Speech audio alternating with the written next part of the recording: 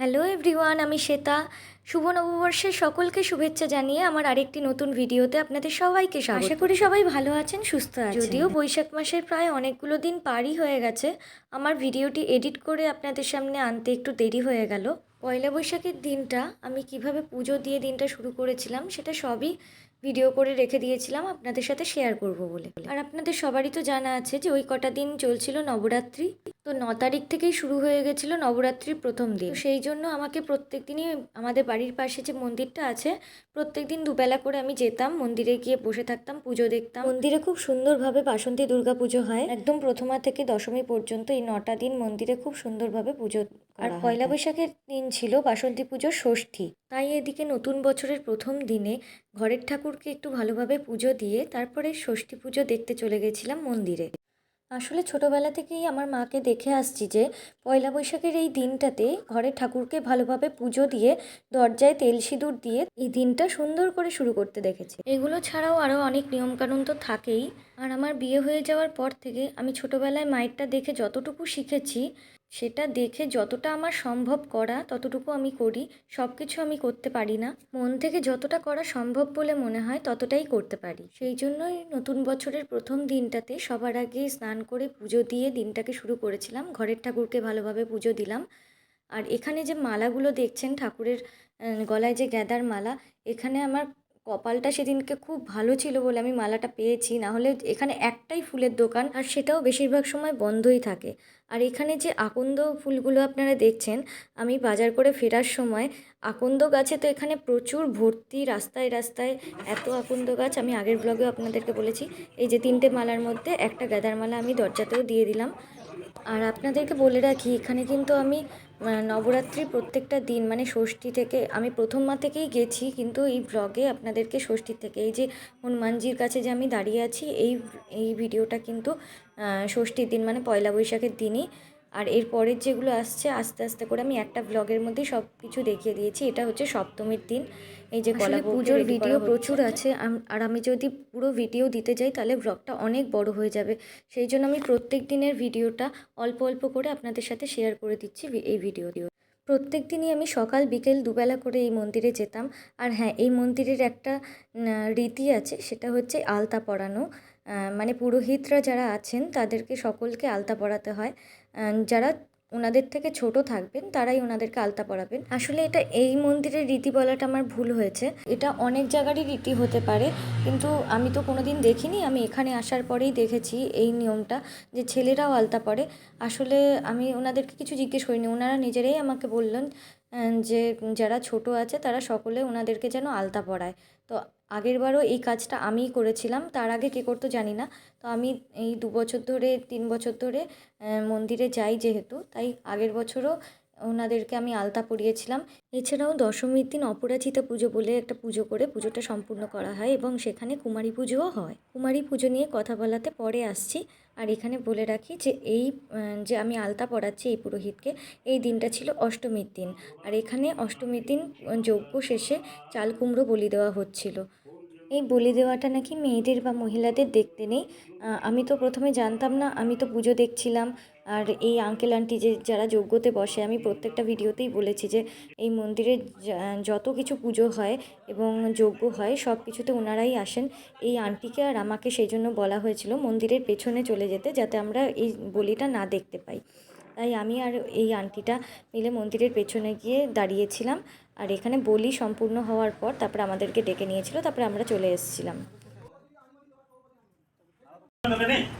না ঘটনা মানে দৌড়ে নীতি মানে নীতি আগে মানে আগে সমস্ত ভাই দৌড়া সমস্ত ভাই সে কথা মানে ডলো বলে হ্যাঁ বা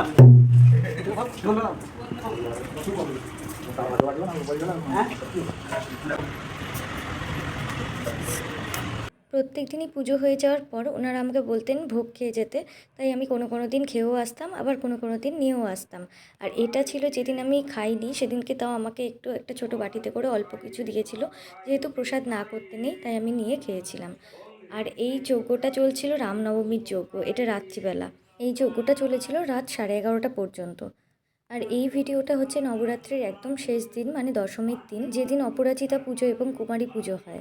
এই দিন পুজো সম্পূর্ণ হওয়ার পর প্রত্যেকের হাতে হলুদ রঙের এক ধরনের সুতো বেঁধে দেওয়া হয়।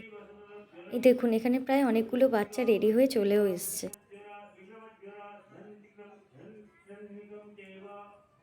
এই যে অপরাজিতা পুজোর এই হলুদ সুতো, এই সুতো প্রথমে ওনারা মানে ব্রাহ্মণেরা আগে নিজেদের হাতে বেঁধে নেবেন, তারপরে আমাদের সকলের হাতে এই সুতো বেঁধে দিয়েছেন। আর যেহেতু রামনবমী পুজোর যজ্ঞের সময় বিশ্বনাথ অফিস থেকে ফেরার পথে একটু এসে প্রণাম করে গেছিলো, তাই ওনারা সেটা মনে রেখেছিল, তাই আমাকে বলেছিল যে তোমার হাজব্যান্ডের জন্যও নিয়ে যাও একটা সুতো, তাই ওর জন্য একটা দিয়ে দিয়েছিল। এই যে আমাকে এখানে সুতোটা বেঁধে দিচ্ছেন। এই দিনটাতেও সেই আলতা পরানোর কাজ শুরু হয়ে গেছিলো। আসলে আলতা পরানোটা কিন্তু একদিনের কাজ নয়, এটা ওনারা বলেছিল যে প্রত্যেক দিন নাকি পরাতে হয়।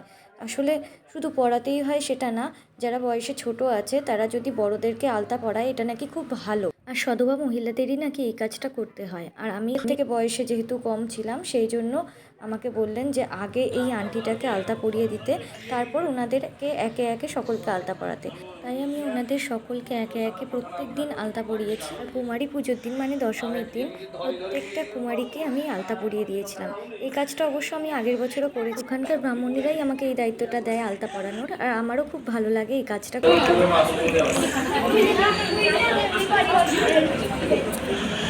আমাকে ব্রাহ্মণেরাই বলেছিলেন যে ওখানে প্রত্যেক কুমারীকে আমাকেই আলতা পরাতে। আসলে ওনারা আমাকে ভীষণ ভালোবাসে, আমি মাঝে মাঝেই মন্দিরে যাই।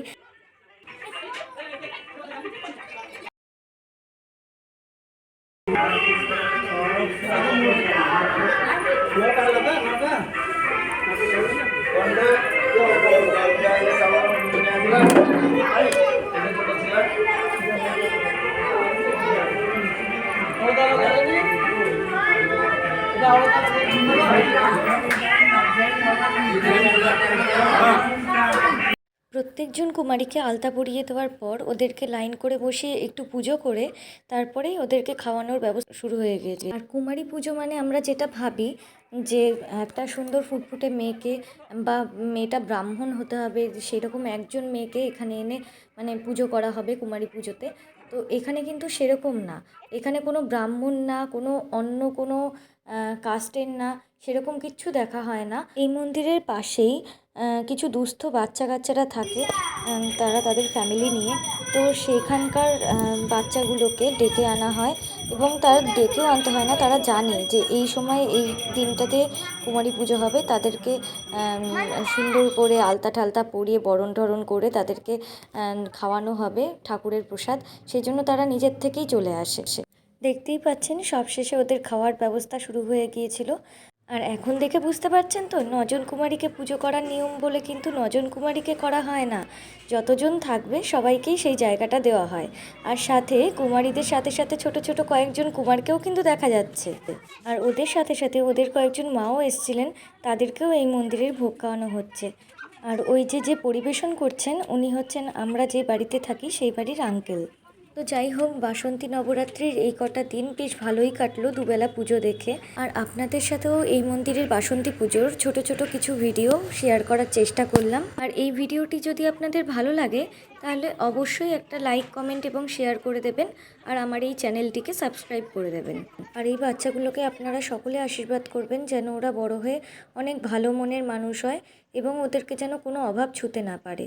তাহলে শুভ নববর্ষের আরেকবার সকলকে শুভেচ্ছা জানিয়ে আজকের ভিডিওটা এখানেই শেষ করছি। সবাই ভালো থাকবেন, সুস্থ থাকবেন, নমস্কার।